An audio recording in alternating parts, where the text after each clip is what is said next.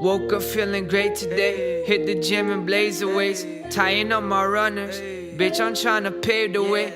Devil on my shoulders, but fuck, I got an angel face, or ugly or what. What's going on, you guys? I'm back with another recipe video. This time for a sloppy lentil joes. So a vegan sloppy joes. This is taken directly from Dr. McDougall's Starch Solution. You know, I'm a big fan of McDougall's work, and I was actually very impressed with after reading the Starch Solution. So this is one of the recipes that I've tried. I've only probably tried about 3 recipes from the book so far, even though I had the book for a few months now, and I finished the book a few months ago. But I did make it the other day on I'm not gonna say cheat day, but my day of extended eating. So as you can see there, I got French lentils. So the recipe called for brown lentils, but I didn't have brown lentils, so I use French lentils. I know that the French lentils are a little bit harder. They're harder so that like whereas brown lentils get more mushy, the French lentils, from what I read, maintain their composition better. And I had just gotten a new pack of French lentils. I'd never cooked with them before, so I was just like, F it, I want to try it out. Whatever is, you know, I don't really want my sloppy joes too mushy anyways, but you'll see how it turned out. So there we got some mini peppers. So I use mini peppers because I didn't really have any medium-sized peppers, so I just used 3 mini peppers for, I guess, like one medium. There's the recipe there. So I did not go exact amounts for the ingredients because I was making this all for myself, so I used about 75% of each ingredient.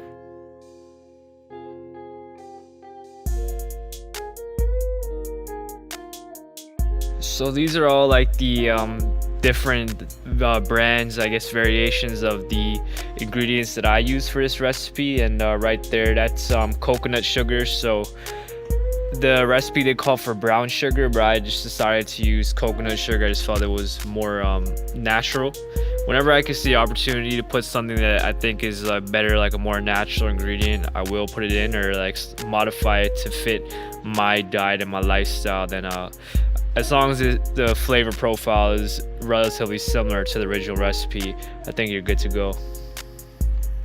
So one issue here is that it called for crushed tomatoes, a can of crushed tomatoes, but I did not crush the tomatoes beforehand, so I ended up just slicing up the tomatoes, and the tomatoes are already pretty soft, so I tried to press it down with the spoon to kind of get that crushed consistency. It didn't go very well, so I realized, you know what, let me just let it cook first, and then it'll be easier to break apart. I'm using the Instant Pot for this recipe, so I know for the recipe in the book, there's no mention of the Instant Pot, because this is probably around before the Instant Pot was even a thing. But I decided to use the Instant Pot just because I'm lazy. I love the Instant Pot. It makes life so much easier. So what I did is I just started off sautéing the onions. The onions and the peppers. So I just sauteed those for about 5 minutes, and then you throw in some of the spices,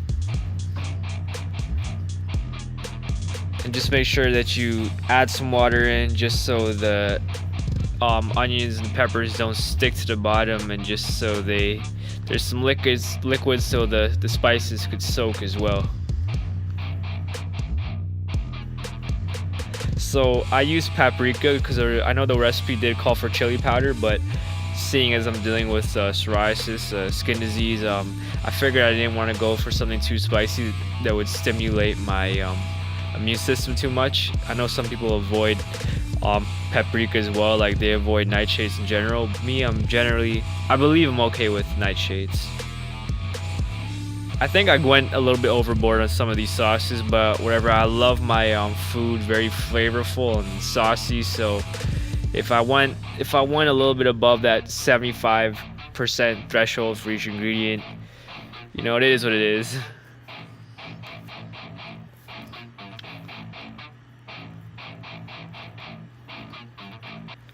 I will say though that the result, nothing ended up too overpowering. It was a perfect kick, and I was never really someone who was too familiar with sloppy joes. Like I recognized it, like I knew what it was, but I never had really, I don't even think I've really even tried it before, to be honest.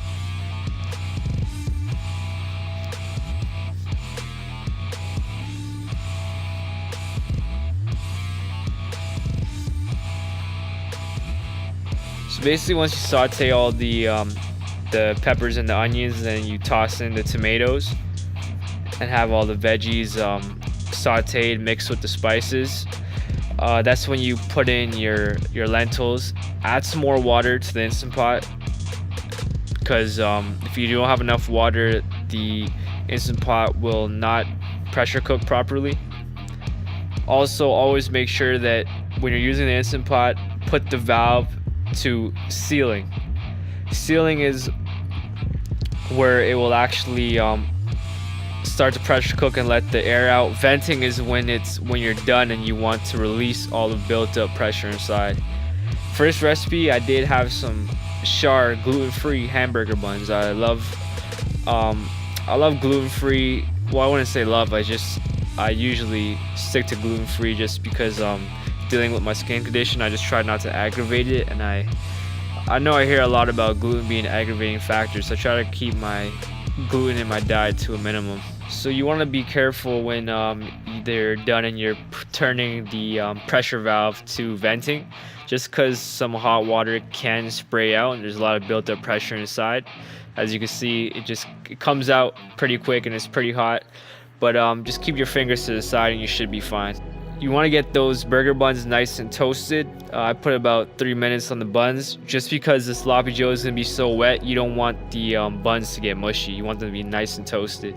So the first go around, the sloppy joes, of course, because those French lentils came out way too hard. It didn't have like that meaty consistency, so I tried to press it down, and then I realized that I'm probably going to need to pressure cook it a little bit more just to get it to break down easier.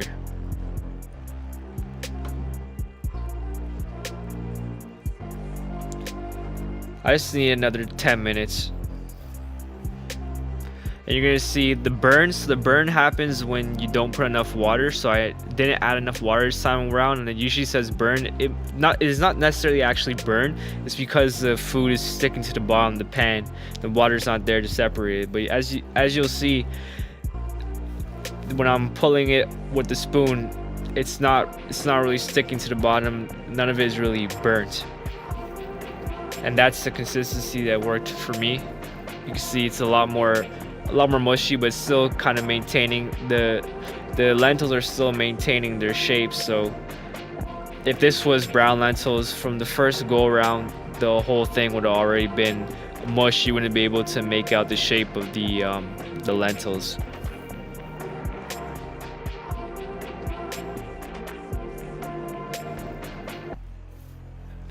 Now that's a perfectly toasted bun, just the way we want it, nice and crispy.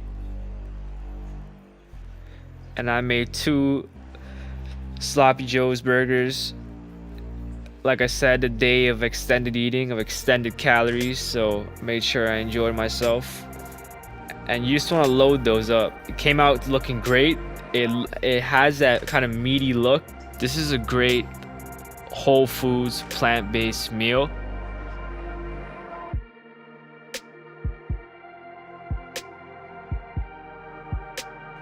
And I even had some leftovers, and I was planning on finishing it in one go, so I just loaded up the leftovers on the side of the plate.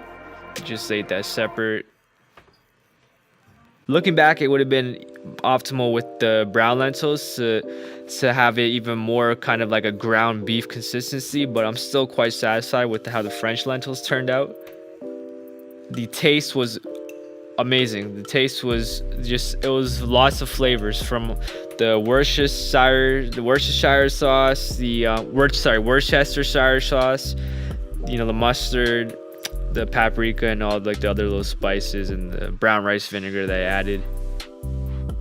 The only thing that really is processed is the burger buns, but you could swap the burger buns for anything you wanted really. You could even choose a whole wheat bun that had gluten in it, because usually I find with the gluten-free buns, to get that same effect, the elasticity and kind of the texture that gluten provides, there'll be a lot of fillers, a lot of chemicals added. With char, usually it's not too bad. They do have some names that you recognize in the label.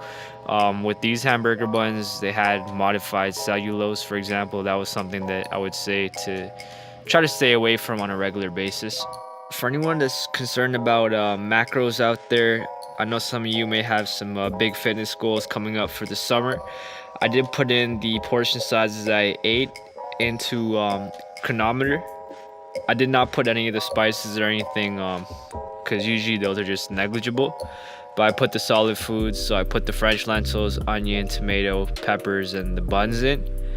And this meal came up to over 35 grams of protein. So I got 36.2 grams of protein, 157.5 grams of carbs, and 4.6 grams of fat. So this is a high carb, low fat meal for anyone who's into that. So in terms of your RDAs, you're getting 68% of your daily fiber, 187% of your daily iron, and most of that is coming in from the green lentils. You're getting 41% calcium, and a lot of that is actually coming in from the gluten-free hamburger buns.